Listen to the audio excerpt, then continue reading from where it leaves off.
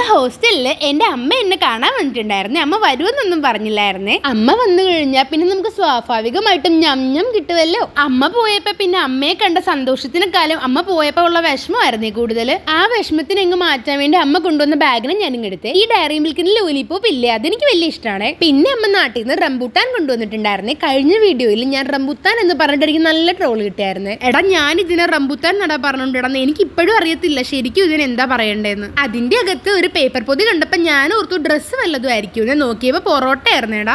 എന്നിട്ട് അമ്മ സോയ കൂടെ ഫ്രൈ ചെയ്ത് തന്നു വിട്ടിട്ടുണ്ടായിരുന്നു. എനിക്ക് സോയ അത്യാവശ്യം ഇഷ്ടമാണ്. എനിക്ക് തോന്നുന്നത് ഇങ്ങോട്ടൊക്കെ ഈ സോയന് മീൽ മേക്കർ അങ്ങനെ എന്തോ ആണ് പറയുന്നതെന്നേ. അവസാനമായിട്ട് നമ്മൾ ആ ബാഗിൽ നിന്ന് എടുത്തത് ഈ ഒരു വലിയ പാത്രമായിരുന്നേ. അതിന്റെ ഉള്ളില് ചോറും ചമ്മന്തിയും മീൻ വറുത്തതും മുട്ട വറുത്തതൊക്കെ ആയിരുന്നേ.